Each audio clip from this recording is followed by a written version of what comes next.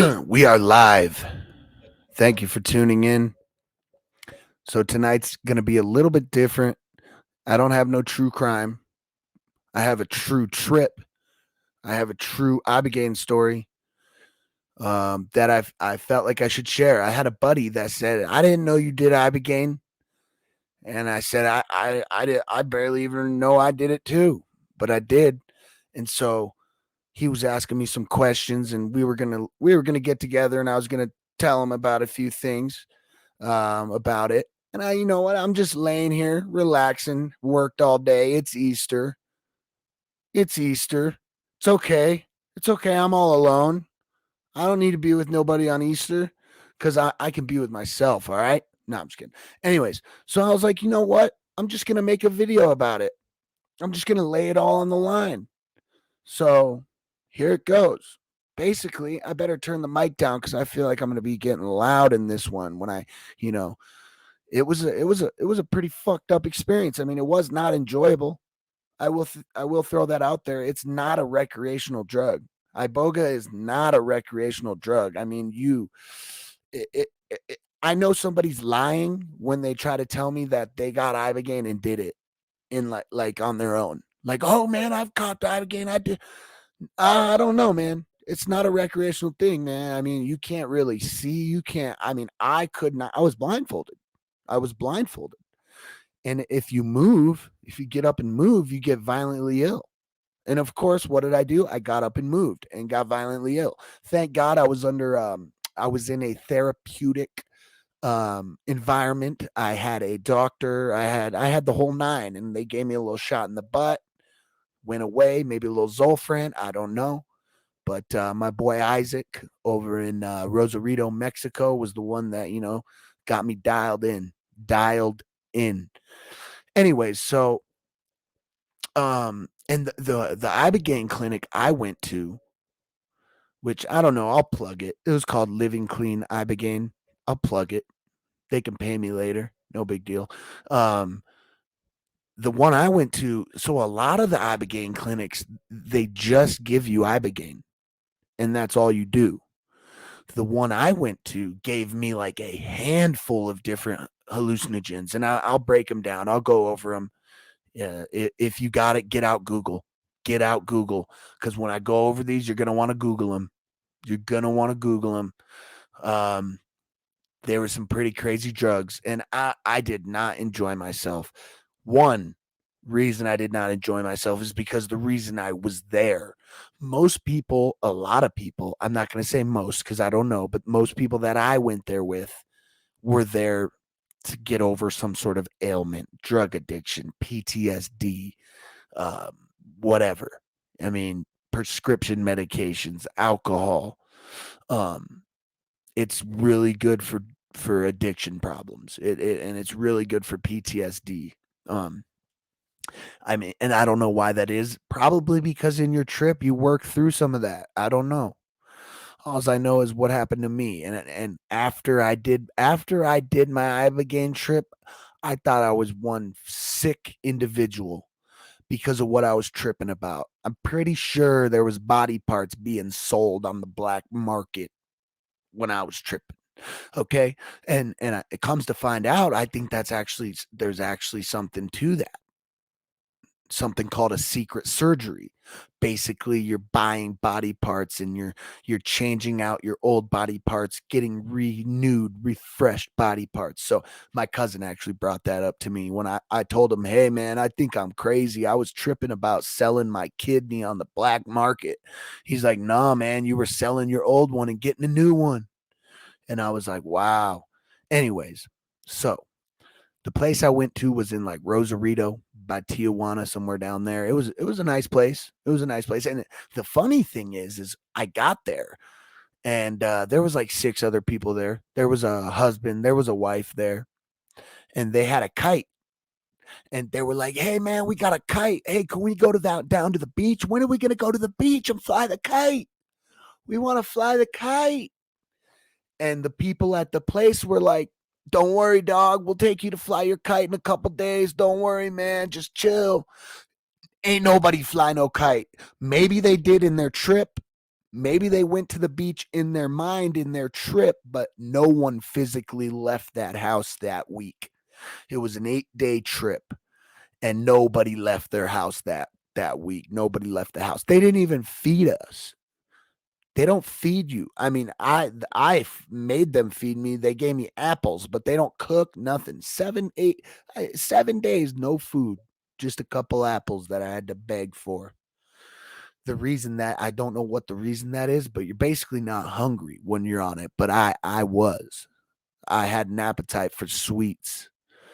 I also had an appetite for cigarettes, and one of the whole points was to quit all that. But I was in bad shape. I was in such bad shape. They went and drove to town and got me a fucking $10 pack of cigarettes.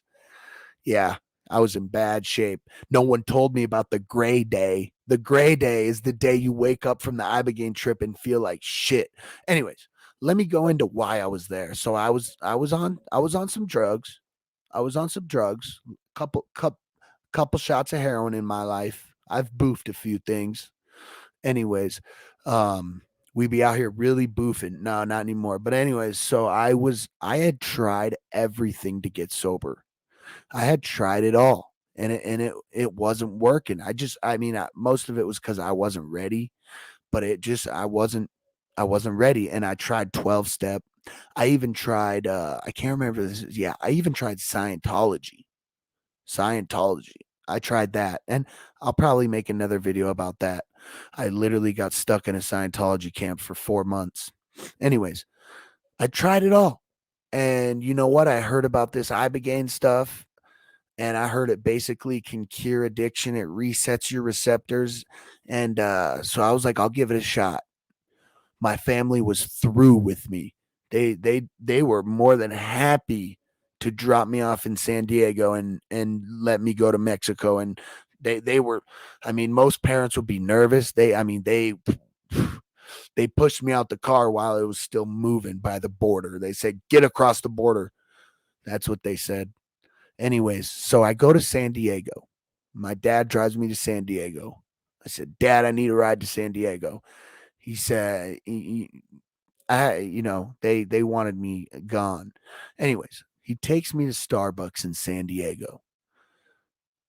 I do my last shot of heroin in the Starbucks in San Diego. We're waiting for this guy named Isaac.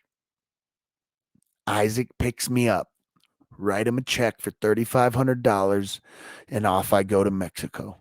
We cross the border. I'm feeling pretty good. I'm nodding out. I'm high. But let me remind you, I did my last shot of heroin in the Starbucks, and I threw all my junk, everything away. I had no needles, no. I would save the cotton from the you that I use as a filter. Usually I'd save it, so I had something. I had nothing.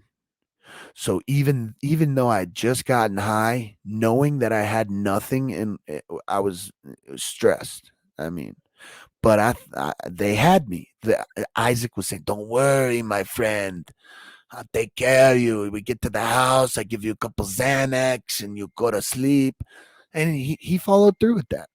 Isaac was handing out the Xanax like Pez.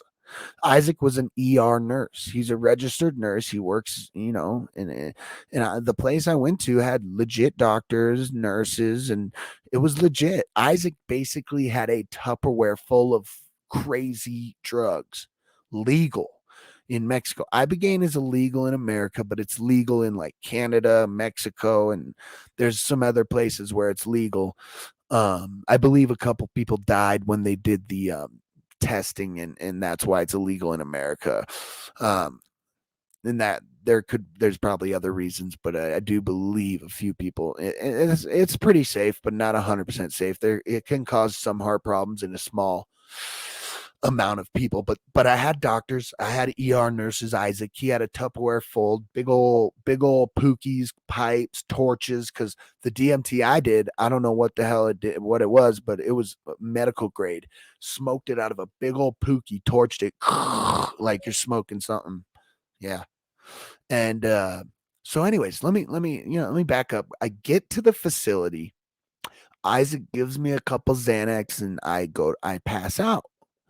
Well, I don't know if any of y'all have done any drugs, but the next day I woke up feeling rough. I had been doing drugs for 4 or 5 years. I mean, I've been doing them for 15 years, but I mean, at that point, without taking any breaks, it was like a 3 year period. Um, and so I'm waking up. I'm not feeling good. This doctor comes. He's looking at me. I'm over here just hurting. He's looking at me. This girl is translating. He's like, "Cómo está? Y bien y tú?" Just fucking flashing lights in my eyes. And he says, "No, no bueno, no bueno." He says, I was, I was too dehydrated, and usually they give you an IV of fluids, but I had no veins. I'd been shooting dope, so they told me I had to drink some pitchers of water. Basically, I signed a waiver because they wanted to not give me the treatment. Well, I signed a waiver that basically said I might die. Well, I think you have to sign that anyways, but I signed another one because I was like, I would rather die than leave this place without getting help. I wanted help. I was sick and tired of being sick and tired. So they say, okay, you can do it. They told me to drink a couple pitchers of water because when you do the ibogaine, the iboga, you're out for 48 hours. I mean, you're not drinking, you're not eating, you're just tripping. No eating, no drinking, just tripping. So they made me drink a couple pitchers of water. Okay, so and this wasn't in the brochure. And if it was in the brochure, no one would probably go because the first thing they gave me, pull out your Google and look this up. KAMBO. KAMBO. It's frog venom of some sort, I believe. So and apparently it works somewhat it flushes all the drugs off of your receptors so that when you take the ibogaine can latch on cleanly and there's nothing really in the way. Let me tell you, the Cambo does not let you do not feel good. It's like almost like a Narcan of sorts. It just flushes your receptors. So what he did is this Isaac, they're playing music, they got incense going, they're playing, I don't know, fucking cucaracha shit, and he takes a match, lights the match, burns my arm. Tss, lights the match right below it, burns my arm. Tss, does that 6 times. So now I got 6 burns on my arm, up and down. 1, 2, 3, 4, 5, 6, or 5 or 6 or so. And he takes this frog venom, this Cambo, on a knife, and it looks like almost like if you've smoked dabs, it looks like wax resin. It's like this yellowy paste, is what I remember. I mean, I was going through it, and he wipes it on the burn. He wipes the venom on the burn. Instantly he puts a bucket in front of my face and he's like, let it out, let it out. I start puking. I'm like, I gotta shit, take me. And they like drag me into the bathroom. I was like, get it off, get it off, get it off. And the only way to really get it off is to get in the shower. And so they threw me in the shower. I'm puke everywhere. I've got stool running down my cheek. I don't know.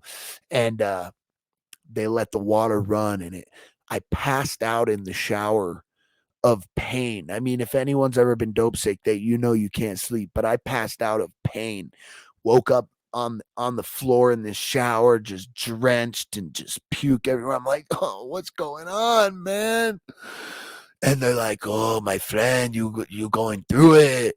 And so they put me in this room, and let me tell you, I was struggling. This room was scaring me. There's brick walls everywhere. I'm just seeing shit. I don't know. I hadn't even started tripping yet, and I was tripping. Anyways, so he says, wait in your room for 40 minutes. I'll come up with the iboga and we'll get started. I'd already been there like over a day now. I mean, I've been there 36 hours. I'm like, let's get the ball rolling. So they bring you in a tester dose. They bring you in one capsule. The ibogaine I took was like a big capsule. It was like maybe some sort of, yeah, it was a big capsule. And they give you one. They say, here's a tester dose to make sure you're not allergic. So I take the tester dose. And mind you, they market ibogaine as taking away your withdrawals completely, which they're not wrong, but I believe that is a little bit of a false advertisement. I was fucking dope sick when I woke up from my trip. It didn't take it away completely. Other people might have had other experiences.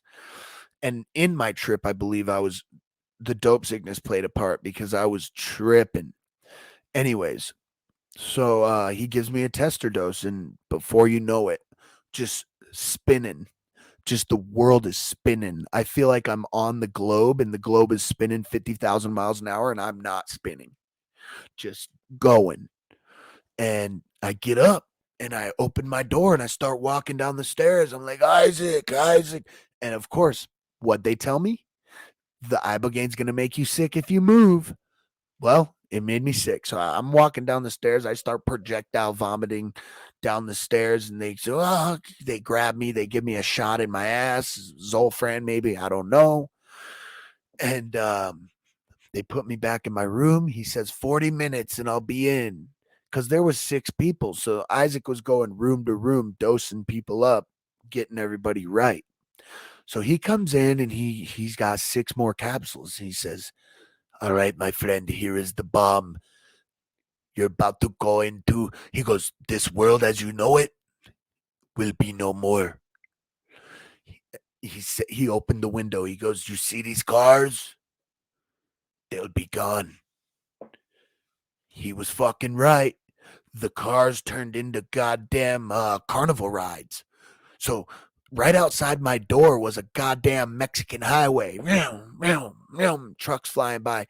You want to know what those turned into when I was tripping? Carnival rides. And I was in the dark carnival of hell. I was like, you know that like that noise, like the clown noise, like ding ding ding ding ding ding ding ding ding ding ding, and like the noise of the games being played, cha-ching, cha-ching, like almost like a casino mixed with a fucking Ferris wheel going around, like the zipper. Ah, it was all going on, and I was stuck. So he gives me the 5 capsules, and boom, I take off. He was not wrong. This world, will be no more. But the thing is, when I woke up 48 hours later, the world was back to the fucked up world I knew. Anyways, so I go into this trip, and mind you, you're blindfolded, and it's because like if your eyes are open on ibogaine, like for me, it was just like wobbly and blurry and burned.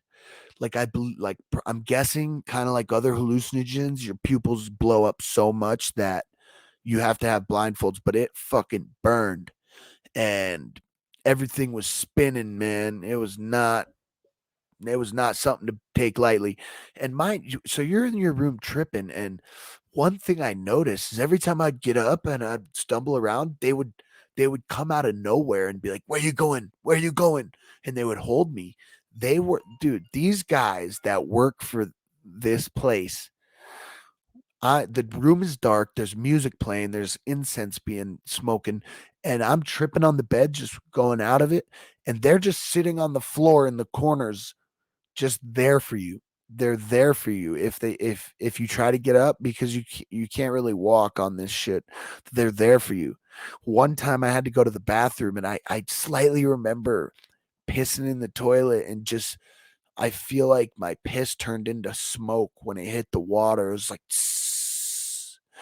that's all I remember with that. But so the trip itself was, I mean, it was hard to explain. I do remember the doctor pulling my my eyes, my blindfold up and shining a light in my eyes, and I remember thinking like, dude, is that a Martian? Like not like a Martian like I thought he was a Martian, but just like it almost looked like it was somebody standing over Earth, shining a light like the moon. It was like his flashlight was the moon, and I could see his face, and I couldn't figure out what it was. But it was the doctor, and so in my trip, I was so I saw my family tree. I saw my grandpa. I saw my dad, my mom, my grandpa on my mom's side, my great grandparents. There are all these prominent, awesome people. And here I am, the shit stain, literally. I seen myself on the family tree as a skid mark, literally. And it was like, wake up, man. You're fucking your life up. And you want to know what the crazy thing about the family tree is? On the family tree below me, I had a kid. And at this time, I did not have a kid. But when I woke up from my trip, the first phone call I got from my son's mom was that she was pregnant. And I fucking tripped that I had a kid. It was, dude, she took the pregnancy test on a Tuesday afternoon at the exact same moment I was in my trip. That alone was just baffling. I mean, that was crazy. The first call, she said, I didn't want to tell you because I want you to be there and not have to worry, but I just can't hold it in. I'm pregnant. I was like, I knew it. I tripped about it. But another part of my trip that really had me thinking I was a sick individual was I was selling body parts on underground in China. I was hustling body parts in China. And basically I was tripping and I would all of a sudden I'd have no leg. I would cut it off. I'd cut my own leg off and I would take it to this market in China and I would say I would sell it and I'd buy a new one. And I did that with every body part on my body. And what really thought made me think I was fucked up is I did it with my dick. I did it with my dick. I sold my dick on the black market in China. And I bought a new one. I bought a new one. And guess what? I got it from China, so it's definitely smaller. Just kidding. Anyways, so damn, the Chinese dicks things got me all flustered. What happened? What's going on? Okay. So I woke up from my trip. And by the way, when I woke up from my trip, I felt like I got hit by a bus. The dope sickness from the heroin was back full force. And I went up, I told Isaac, I go, man, what the fuck? You guys told me it would take my dope sickness away. And he goes, oh, my friend, I forgot to tell you. Today is the gray day. It's the gray day. I said, what is the gray day? That was not in the brochure. Gray day? I feel like this is like the death day. No gray day. What's this gray day? This is a black and white situation. I don't see no gray area. Long story short, he said it, it's the recovery day. You've been laying in bed for 3 days, tripping. Long story short, I suffer through the gray day. I was sitting under a blanket on the patio, smoking cigarette after cigarette. By the way, there was no cigarettes there. They had to go get me cigarettes because you're supposed to quit everything. Well, I told them I was gonna dive off the fucking balcony if I didn't get a cigarette. So I got cigarettes. They went and got me a pack. Um, and then so that night, so this is like day 3.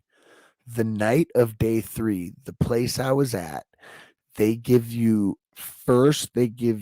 Shangra. I think it's CHANGRA. I'm actually not exactly sure. I might look that up.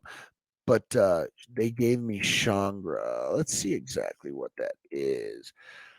Shangra, Kankan, a city in Turkey. That's definitely not what they gave me. I don't know how to spell it, and I don't know what it exactly was, but I believe it's like a mixture of DMT and ayahuasca. I don't know, but they gave me the Shangra, and the funny thing is, I smoke it out of a crack pipe. This guy Isaac, I'm laying in bed, I'm hurting. He gives me the crack pipe and he lights it. He goes, inhale, inhale. I take this big old hit and basically just confetti comes running down. And it was just like 5 minutes of like beautiful lights and the walls were just confetti. The only way I could think of it is if I won the Super Bowl. And I was having a Super Bowl party in my room. I mean, I had won. And it ended 5 minutes later. And believe it or not, the Shangra really helped offset the way I was feeling from from the ibogaine. It was just really offsetting it. Okay, so that's the Shangri you smoke that night. So you go to bed. I didn't sleep. I did not sleep. I didn't sleep for 7 days. I mean, I did not. It was a tough 7 days, but I did leave there feeling pretty good comparatively for 7 days off of drugs. I didn't feel bad. Um, and what they say that the ibogaine is able to like kind of reset your receptors, and the reason they give you the kambo to flush your receptors, they give you the ibogaine because it latches on and then kind of like helps reset those neural pathways, and then the shangra does something, and then guess what we did the fifth day? The Big Lebowski, the DMT. We did DMT the fifth day, and I fucking hated it. I I remember taking a hit, and I was like freaking out, and I was fighting it because I was in a bad headspace. I was fighting it, and that's what he kept saying. He goes, "Let the medicine work. You're fighting it. Be a soldier. Stop fighting it." That's what he told me. But anyways, I was, dude, I remember like at the end of the trip after I had blasted off to like intergalactic I don't know. I was on 10th planet or something, dude. It was crazy. But I hated it. I was freaking out at the end of it, like when it was coming down. And I remember looking up at Isaac and I was trying to mouth the words like take me to the psych ward. Take me to the psych ward. But I failed to remember that I was in fucking Rosarito or Tijuana or some shit. I just remember that, and it was, dude, it was fucking scary. I don't know why I fought the DMT. The other kid that was doing it on the couch was just blindfolded, giggling. I was like this, help, help, and then I blasted off, and I don't know what I did for about 10 minutes. But when I started coming out of it, I was not. I thought I was gonna die. And let me tell you, every step of the way, I thought I was gonna die. No, hands down, I thought there was no way I was gonna leave that place alive. And remember, I told you that I did it with like 5 or 6 other people. One of the girls had a allergic reaction from either the Cambo or the Ibogaine. Her tongue was swollen and her face was swollen. And on the last day before they take you to the border to go home, they take you in town to get a massage. And we all rode in this fucking truck together, like 6 of us. And this one girl was just laying on her husband's lap, like this. She literally was, dude. She was going through it. I was scared for her. Her husband was freaking out, and they kept giving her like penicillin, and it wouldn't go away. But miraculously, right before they took him to the border, like she came back to like somewhat normal. And she, dude, it was fucking nuts. I was freaking out for her. Her husband was freaking out too, man. But anyways, that's the couple that was like, "Hey, we got kites. Let's go fly. Let's go fly." And it's funny because low key, the people that work there are like, "You ain't going nowhere, buddy. You're gonna be in your room, isolated, tripping." So, anyways, I left there. I would love to say that I never got high again. I did do well for like 8 months, and they do recommend there's ibogaine therapy. There's basically therapists that specialize in that. But if you don't do that, they recommend like a 12-step program or something. And I didn't do any of that. So I did end up relapsing like 8 months later. I don't want to say it didn't work. I just wasn't ready. You know what I mean? And it worked in the sense that it was a rapid detox. I mean, it got me off the shit. It was not pleasant. And Isaac was feeding me a lot of Xanax because I was freaking out a lot. I don't think that was normal. I remember trying to steal the Xanax too. I was like searching through cat. It was not good. But I ended up doing well for a while. I've been able to, just throw it out there. I've been able to, get right since then. Um, Dang, I just got my first live viewer, and I'm literally about to about to end it. So when I end it, I recommend you go back and listen to my Ibogaine story. It's a crazy one. Um, so the drugs that I ended up taking on in Mexico on that trip was KAMBO, KAMBO. That was the frog venom that they gave me first. Second, they gave me the Ibogaine. Third, I believe third, I did the DMT actually, and then right before I went home, they gave me the Shangra, and that was over like a 6 day period. The Ibogaine lasted like 48 hours. 20. I feel like I tripped hard for 18 hours, and then the other like 12 was like a medium trip, and then the last like 12 was like coming down. But I didn't move for like 2.5 to 3 days out of that bed. Um, and so it was like a 6 day journey, man. And I want to do it again now that I'm like actually sober. I want to do it again for spiritual reasons. It's scary though. I don't know, man. I'd rather do ayahuasca again, maybe not again. I'd rather do that than ibogaine because that stuff's not fun. It was scary. But anyways, that's my story. I'm sticking to it. Have a good one.